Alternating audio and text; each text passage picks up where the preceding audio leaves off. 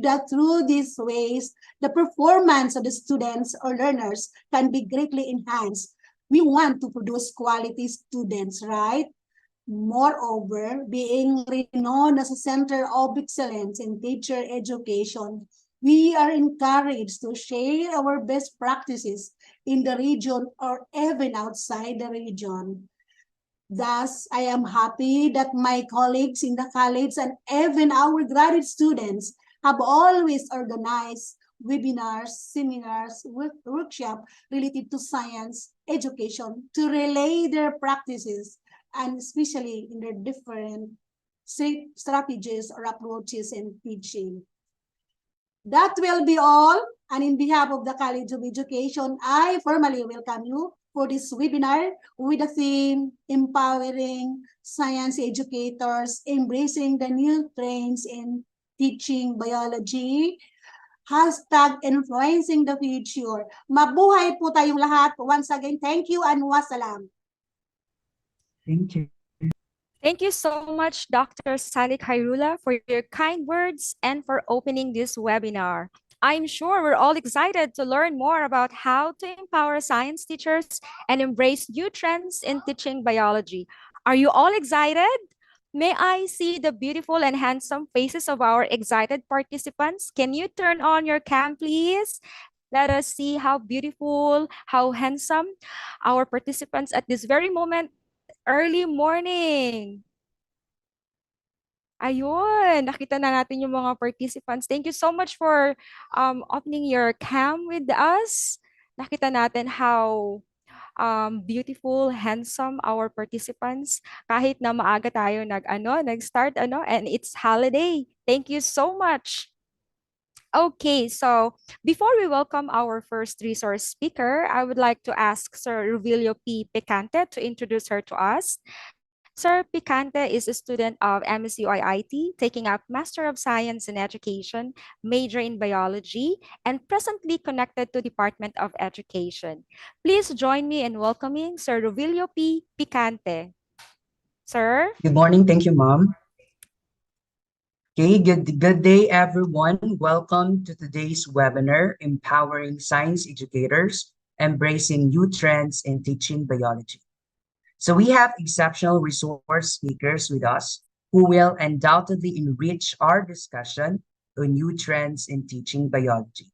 I am delighted to have the opportunity to introduce our first speaker for today's webinar on topic about recalibrating instructional strategies as new trends in teaching biology. Our first speaker embarked on her teaching career right after completing her education, taking on the role of a science teacher in a private high school and instructor at the college level. The year after, she was designated as elementary and high school principal in that same private school. In the year 2001, she was accommodated and started working in a public high school as a science teacher. In 2019, she completed her master's degree here in MSU-IIT as a DOST scholar, earning Best Thesis Award and have 2 research studies, both published in the Journal of Physics. In 2022, she furthered her academic journey as PhD student and science education major in biology in the same university. Just recently, she has 2 research studies presented last May 14 to 15 and ISET 2023 held in Phuket, Thailand, entitled Development and Validation of Instrument for Assessing Learners' Conceptual Understanding in General Biology and Learners' Conceptual Understanding Assessment in Biology. She also has research studies published in Scopus Journal entitled Local-Based Lesson in Hydrologic Cycle with Environmental Education Integration, Designing Learners' Ideas through STEM, Environmental Education in STEM Lessons. With her wealth of experience, dedication to learning, and commitment to improving education, she is a remarkable educator who continues to make valuable contributions to the field of science education. Please join me in giving a warm virtual welcome and applause. Then, virtual clap.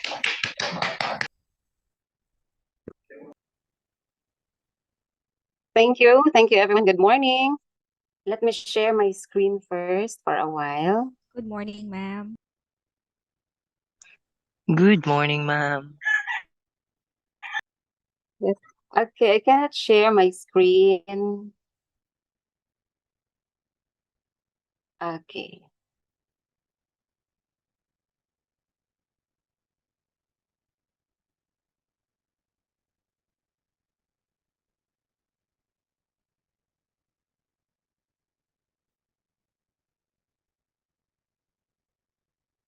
Okay, good morning, everyone. Fellow biology educators, science enthusiasts, science and ladies and gentlemen, good morning. I want to begin by expressing my sincere gratitude for the opportunity today as one of the speakers. Thank you to the Dean of the College of Education, Professor Monera Salik Herula, for inviting me to share my insights on the theme Empowering Science Teachers, Embracing New Trends in Teaching Biology. Thank you also BioEd 290 students and to your professor. My topic to be shared with you this morning is recalibrating instructional strategies as new trends in teaching biology. This topic I want to share with you, I find it highly appropriate and fitting for the theme you have chosen. Today, we embrace new trends that go beyond conventional pedagogical approaches. As we explore the sphere of new trends in teaching biology, equipping ourselves with the tools to ignite curiosity, spark discovery, and foster scientific inquiry within our students. May this seminar make us more inspired and empowered because each of us, teachers, hold the key to unlocking the hidden potentials of our students. Okay, I have here a question addressed for all of us. Should teachers use traditional or modern methods of instructional strategies in the classroom?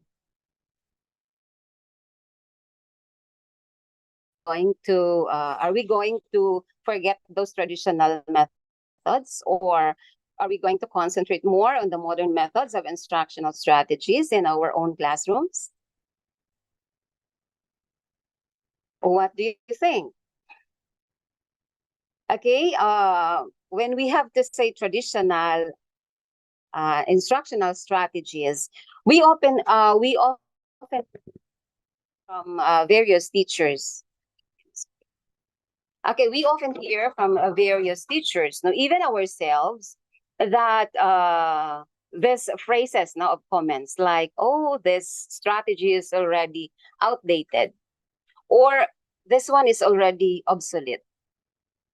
Or to sounds more in biology, we have said this strategy is already fossilized.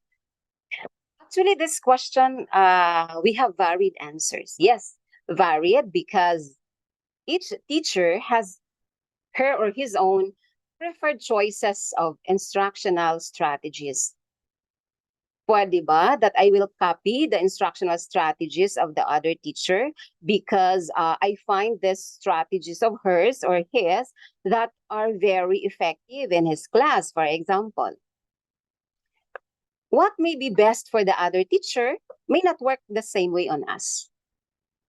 Because we have different students, no? Pero pwede ra na to i-adapt. Okay. When you think that strategy will fit best on our students. But actually, this question, we can use both instructional strategies. Pwede. It depends on the skill of the teacher on how to mix and match different instructional strategies. So this morning, we will explore how instructional strategies must evolve in order to align with new trends in teaching biology. So I have here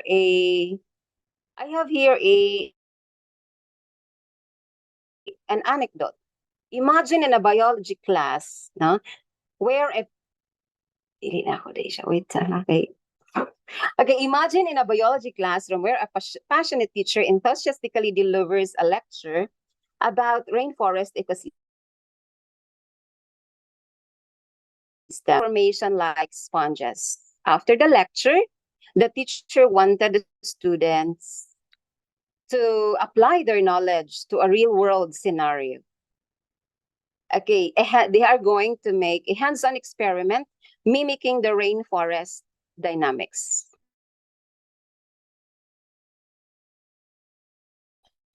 The classroom that was once a hub of engagement now echoes with silence and uncertainty. So this situation or this scenario, the teacher was giving a lecture. He did it enthusiastically, but without any visuals. Just do it plainly lecturing the class. What happens when the students are asked to apply the knowledge they learned to a real-world scenario? This scenario reflects the crucial shift needed in modern biology education. Traditional methods, although traditional methods are also important, but often fail short in preparing students for the challenges they will face. To truly empower our future science teachers, we must recalibrate our instructional strategies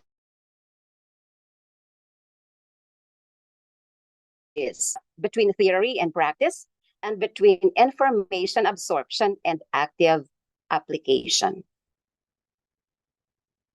So I have here a picture of classrooms.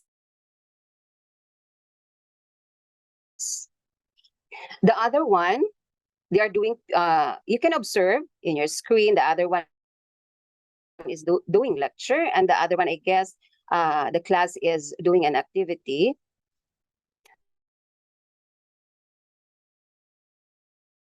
So would you agree?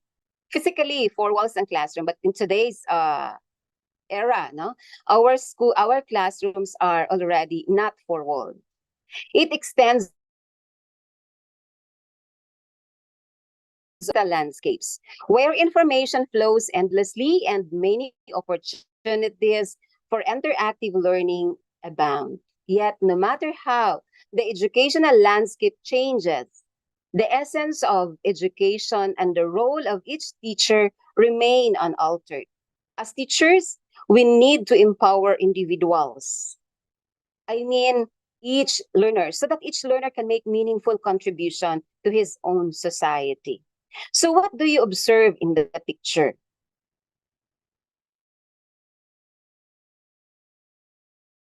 Traditional instructional strategies, we can see that we can see that students spoke very little, while the teachers spoke a lot. That is in a lecture, not traditional lecture based method. So this picture shows here, or these two pictures show different approaches, right? The teacher in each class used different instructional strategies. Which of these two scenes do you believe is more likely to foster deeper understanding and engagement among students? So it's for us to choose, no? Okay, what are instructional strategies? Those pictures that they have shown a while ago, they are using varied instructional strategies, or they differ in the instructional strategies that they are using. So what are instructional strategies? Each teacher, each of us has our own preferred list of instructional strategies. meron po tayong unique list na naka-ready. Depende sa topic that are we going to discuss on that particular class. Well, there are more than 100 instructional strategies. We do classify them differently. We classify them as lecture-based instructions. There are direct instructions, there are indirect, and there are also interactive instructions, and many more. Sometimes teachers often say, ay, dili ko ani na strategies because this is teacher-centered. I have to choose this because these strategies are student-centered. Why we have this in mind? We have this in mind because we have read probably from most research studies that student-centered strategies are very effective. Maraming research studies have proven that in their studies that student-centered approaches are effective. They are effective in terms of conceptual understanding, in engagement, and in achievement. But actually, teacher-centered instructions are also have their own significance. For example, we cannot avoid doing lecture because it is also necessary for a teacher to do lecture in the class. But we can also minimize it so that we can also introduce other strategies in our classes. So even if you are having a lecture type of strategy in your classes, while doing the lecture, alongside of it, you can call somebody to answer your question. So you are actually adapting an oral recitation for that matter. And for example, you introduce a short activity. So that is another strategy. So I guess a pure lecture is not actually pure lecture because there are other instructional strategies that are being employed along the way. So instructional strategies are various techniques. So those are techniques, methods, and approaches that teachers use to facilitate effective teaching and enhance the learning experience for students. These strategies are actually designed to engage students, to promote understanding, and help them achieve desired learning outcomes. So there are more than 100 of these instructional strategies. So in order for this instructional strategies to be not to turn out to be outdated and obsolete, I guess the term that we are going to do is we need to recalibrate. Teachers need to recalibrate instructional strategies for several important reasons. There are reasons why we need to recalibrate. First, because we already have diverse learners. So in our classrooms, we do not have one type of learners. These are composed of students with varying learning styles. So if you have 30 learners, for example, in your own class, so expect that you are facing 30 different learning styles. They have different backgrounds. They have different abilities and interests. So there is a need to recalibrate, no? Recalibrating instructional strategies allows teachers to meet the diverse needs of their students and ensure that everyone has an opportunity to succeed. The next reason is changing times. The educational environments are constantly evolving. Due to the advances in technology, for example, we are already in a digital era, the societal changes and updates to curricula. Recalibrating strategies helps teachers keep up with these changes and ensure their methods remain relevant and effective. Another reason is engagement. Traditional methods or the one-size-fits-all methods can lead to disengagement. This is also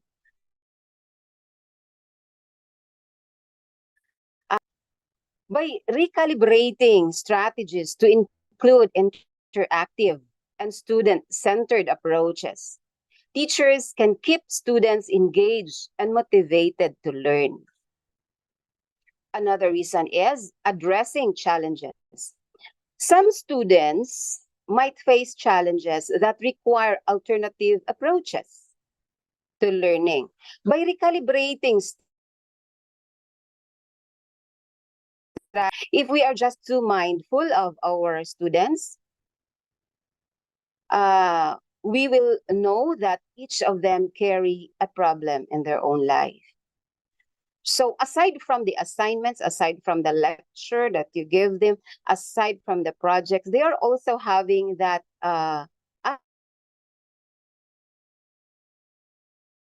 other challenges. Recalibrating strategies, we can provide these learners with additional support, modifications or accommodations to help the students succeed. And the last here is embracing innovations. So new teaching methods and technology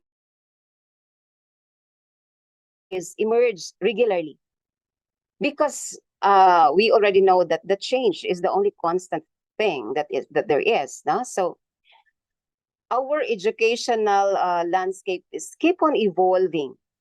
So recalibrating strategies enable teachers to experiment with these innovations and integrate effective ones into their teaching toolkit. So, what is recalibrating instructional strategies?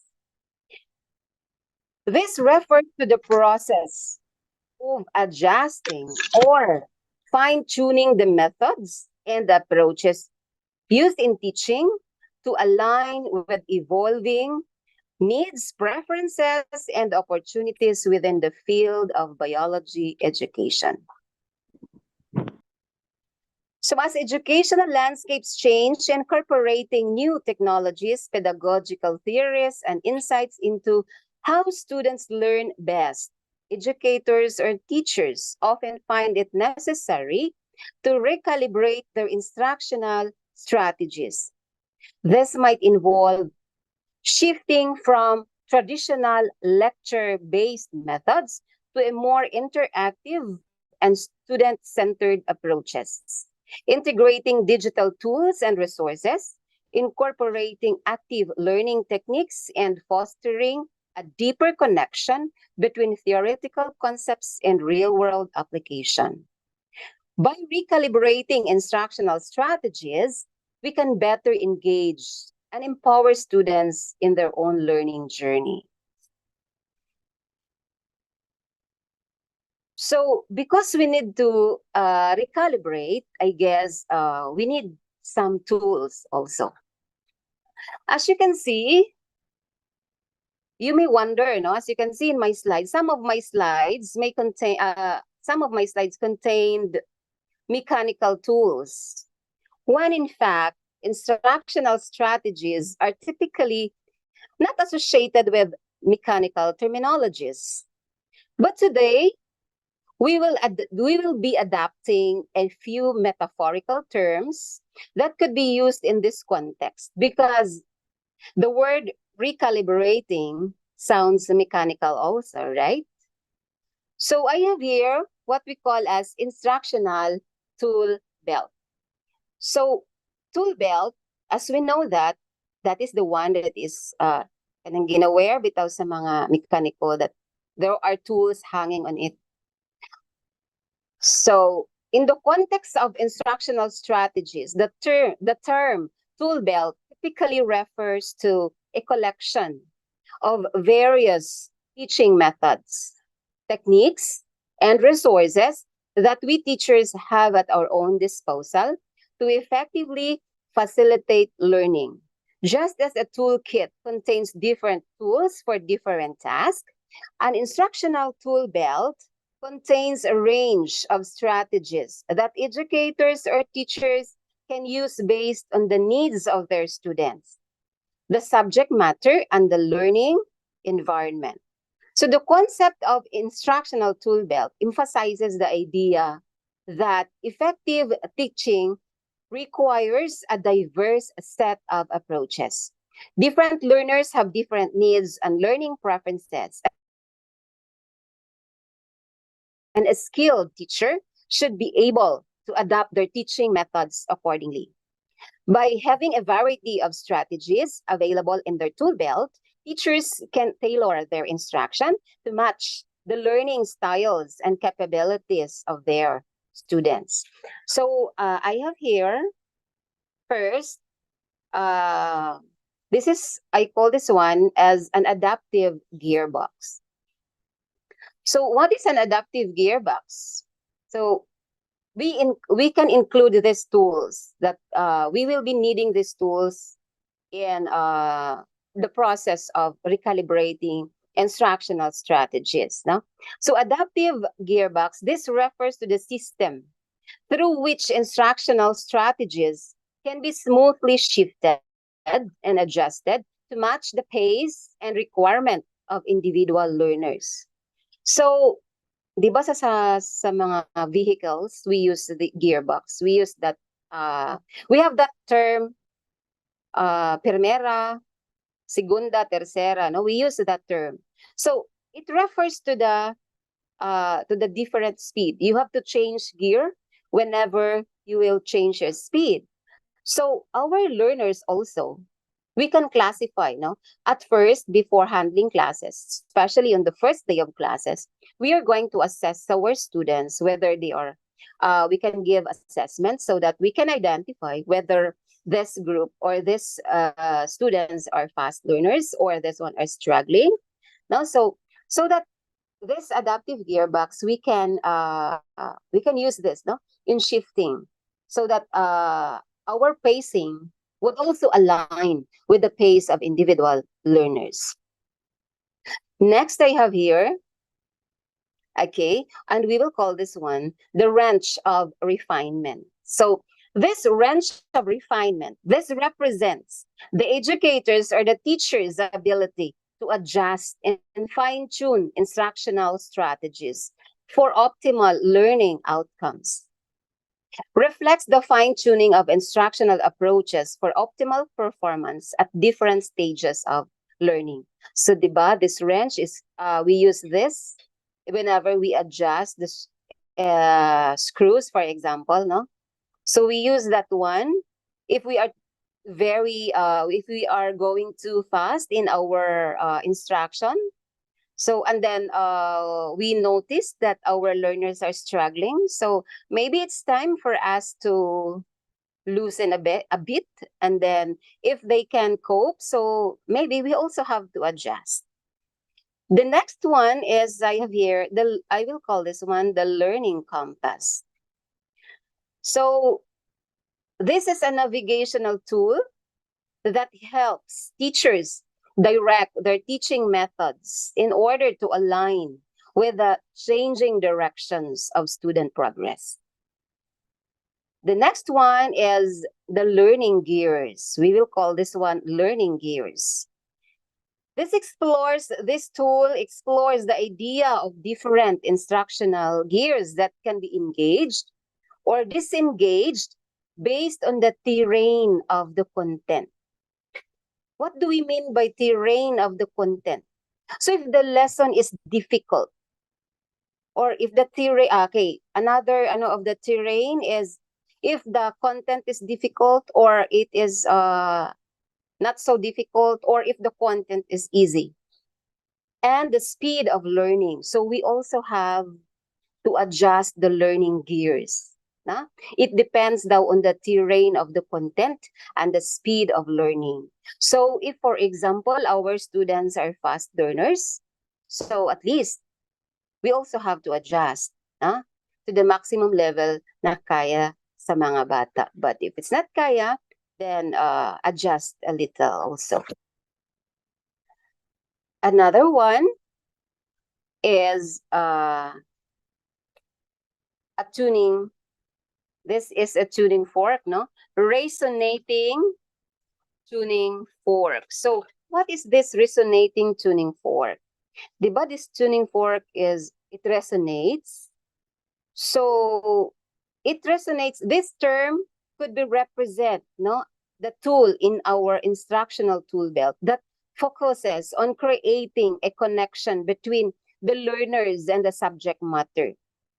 It's about fostering a sense of relevance and engagement, making the content resonate with the students' interests, making our instructional strategies to be fine-tuned to resonate most effectively with students' learning frequencies. Lisod kaayo, no? It would be very hard if our frequency as teachers would differ from the frequencies from the learners. So sometimes we need to have that agreed frequency. Pareho ra na siya sa example, no, in radio communication. So kanibitan sa over. So in radio communication, for example, when both parties have different frequencies, what can we expect? Maybe there is miscommunication or wala gyud information. No? There is no information that we can get if we do not have the same frequency. So those are the instructional, those are the tools that are found in the instructional tool belt. So some instructional strategies also that might be part of our instructional tool belt. These are just examples, no? So in our tool belt, for example, meaning this is the ready and accessible tools that instructional strategies that we have to use so that whenever we face the students, and then we are in a situation wherein lecture is not applicable, so we can directly change our course, no? So at least we have a list ready, and accessible. Now, there are 2 points worth taking in this topic.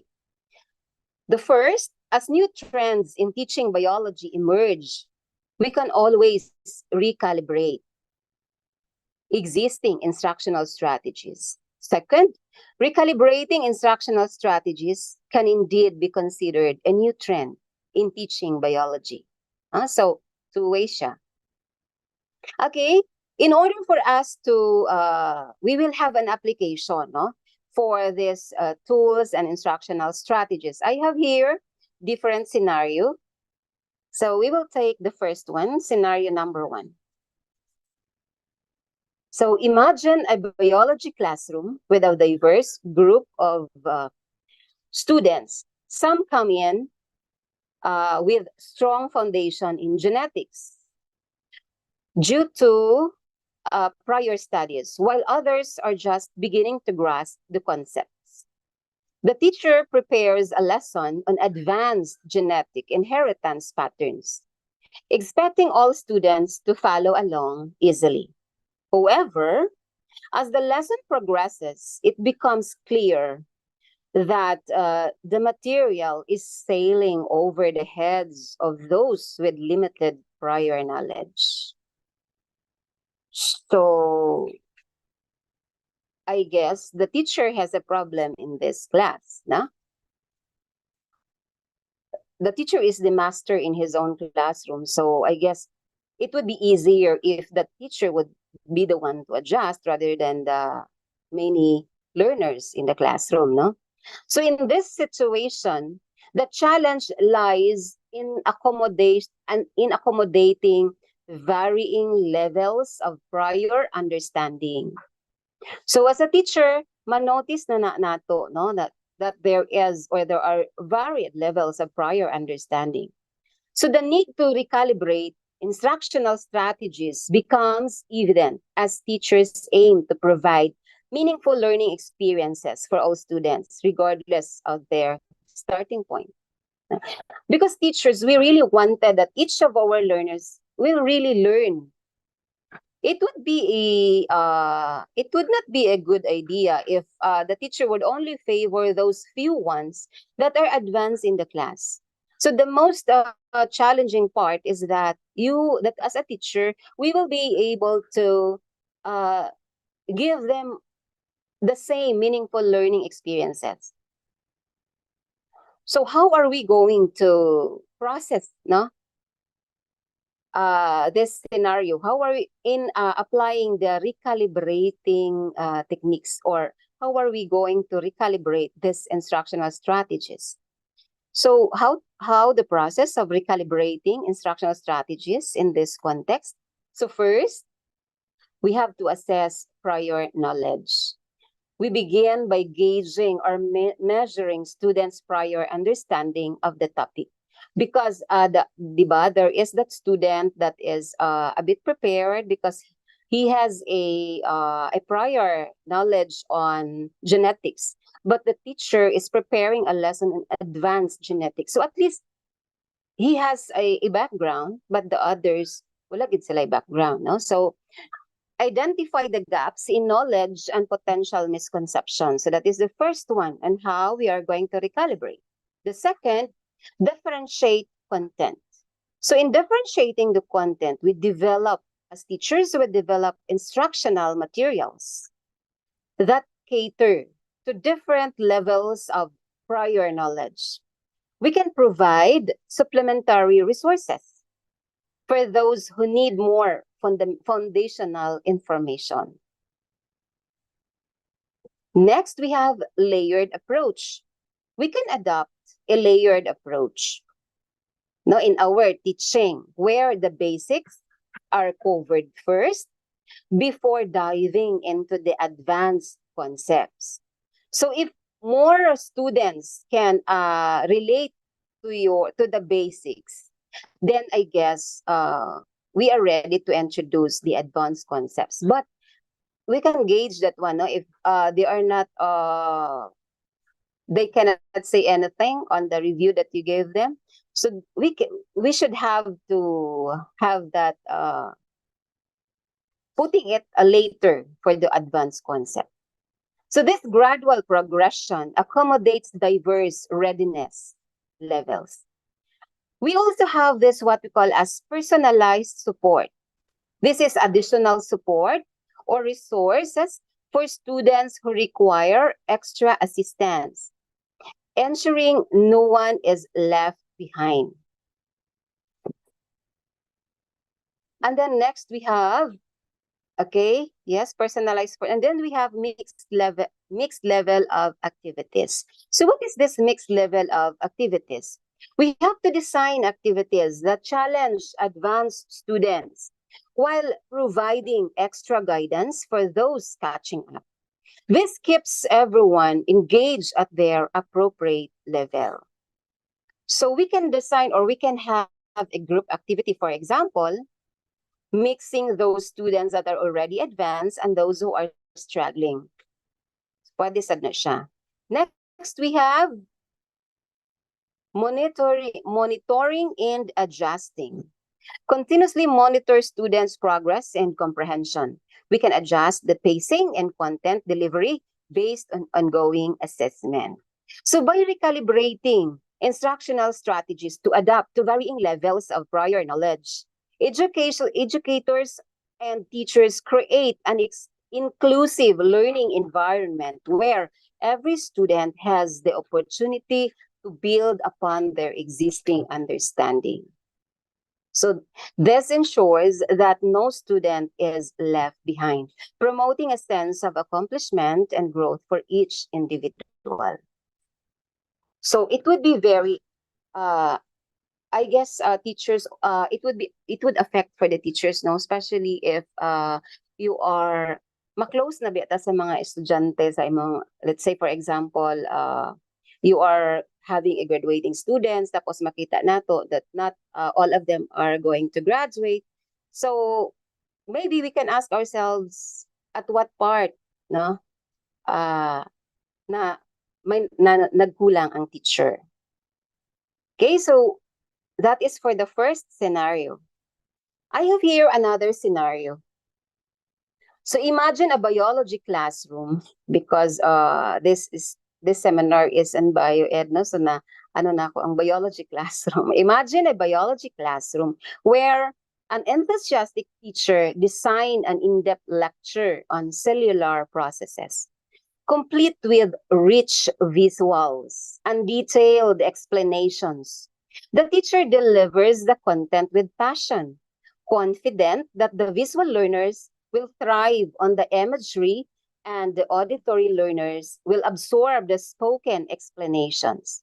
However, as the lesson unfolds, it becomes evident that some students are struggling to grasp the complex concepts. Makarelate ba ta?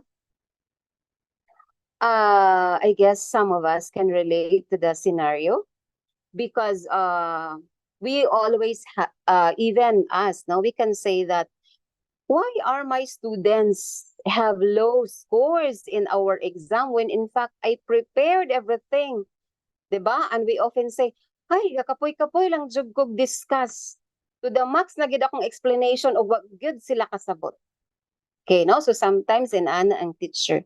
So asa di ay ang what went wrong, no? At what part nga there is something that is missing. So in this scenario, we encounter the challenge of catering to diverse learning preferences. While the visual and auditory learners might be engaged, the kinesthetic learners are left yearning for a more hands-on experience to truly grasp the subject matter. No? So because nag-prepare siya visuals, daghan siya, no? At least, no? The teacher is sometimes we often forget that we are too prepared. We forgot that this preparation is too much for our students, no? Sometimes we can it would be very important that we really have to assess, no, the types of students that we have in our class. Okay, so this highlights the importance of recalibrating instructional strategies. So why do we need to recalibrate? Because here, no, in order for us to create a learning environment that accommodates various learning styles, so we need to recalibrate the instructional strategy the teacher is using. How are we going to process that one? First, we have identify learning styles. So each learner has its own learning styles. As I said a while ago, that if we are having 30 learners, so we are also dealing with 30 learning styles. In my few years of teaching, I experienced large class that pinakagamay na jud ang 60 students. I was given 80 in my first few years of teaching. 80 because during that time, you cannot refuse enrollees. So, managhan gid ang estudyante. No? So, first year is identify learning styles. Okay, we have to identify learning styles. We have to recognize that students have different learning styles. We have what we call as visuals, the auditory, the kinesthetic, and more, no? And other classification of the learning style, sorry. The next is customized activities. Instead of relying solely on lecture, we can include interactive activities that engage different learning styles. For instance, a hands-on experiment illustrating cellular processes might captivate kinesthetic learners. Next, diversify materials. Why we need to diversify materials? Because we should have different resources, no? A variety of resources, from visual aids to audio clips, catering to different learning preferences of our students. Then, collaborative learning. We can organize group discussions or debates that encourage interaction and debate for those who thrive in social learning setting. We have flexible assessment. We can allow students to demonstrate understanding in ways that suit their learning style. Pwedeng a presentation, a written report, or a practical demonstration. So there is a nice way of, as I experienced, no, of presenting output, for example. I was able to interview a teacher here in Iligan City that she mostly used group activities, but then she did not limit the ability of the students on how are they going to present their presentation. Whether they can present it in a drama, they can present it in a storytelling, or they can present it in whatever way that they want, that they're comfortable with. Because by doing so, you can also, you as a teacher, you will also able to discover the other potential and the other skills of the learners. So number 6, we have feedback and adaptation. So regular gathering of feedback from students about what's working and what needs adjustment. Adapt your strategies based on this input. So as teachers, we can use feedback from our students in order to adjust our lessons. So by recalibrating instructional strategies to acknowledge and accommodate diverse learning preferences, teachers create an inclusive and engaging environment where all students can thrive. So the last scenario that we have is this one. Imagine a skilled biologist embarking on a journey through the diverse landscape of biology education. Armed with a meticulously crafted lesson plan, the educator or the teacher steps into the classroom confident and that the chosen path will lead to the students' enlightenment. So the teacher is very confident that he can enlighten all the students. However, as the lesson unfolds, the biologist encounters varied levels of understanding, unique student interest, and unexpected questions. The once clear path becomes nuanced, and the educator realizes that a one-size-fits-all approach might not be sufficient. So the scenario tells us that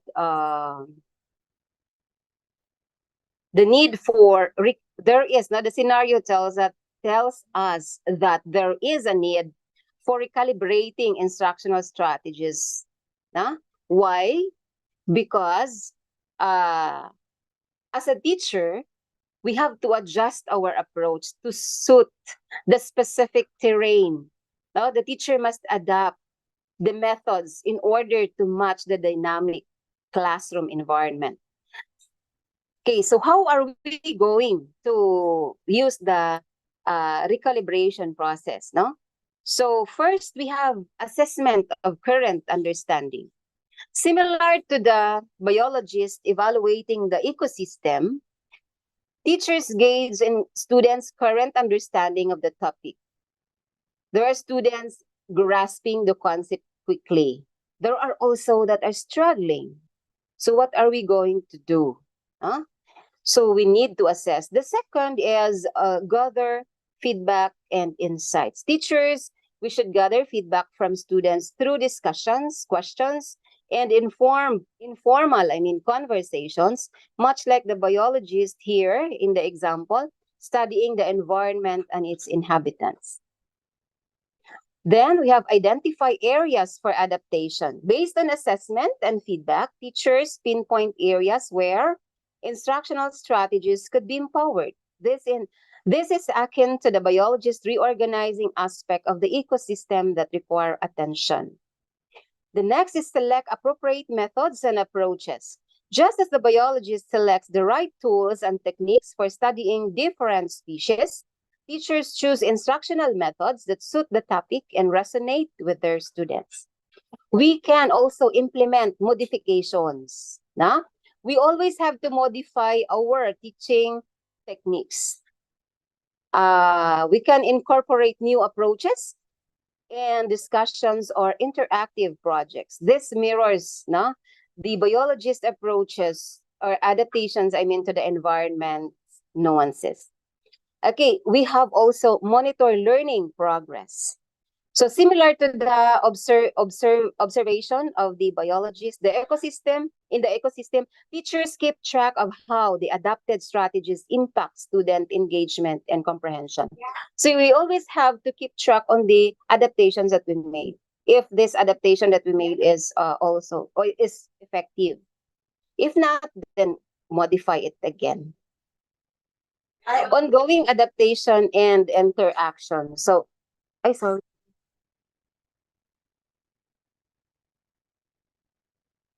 Okay, ongoing adaptation and interaction.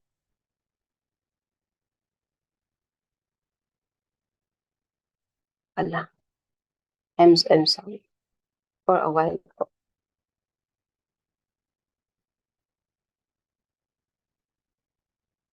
Okay, ongoing adaptation and interaction. Like the biologist's ongoing interaction with the environment, teachers maintain an ongoing interaction with students, seeking their input and making further adjustments as needed. Okay, so recalibrating instructional strategies is not just a response to change. It is our compass guiding through. We possess the tools to adapt, refine, and mold our methods to the ever-evolving needs of our learners. So let us embrace the change and adapt to the new trends. And with pedagogical powers, let us navigate these new trends with courage, creativity, and the unwavering commitment to enriching the minds and lives of those entrusted to our care, our learners. So we have the benefits and impact of recalibrating instructional strategies. Based on research, this will enhance engagement, deeper understanding, long-term retention, and preparation for future challenges. And that is all. Thank you. Thank you, everyone. Thank you for listening. All right. Thank you, Ma'am Maria Teresa Tadena, for that informative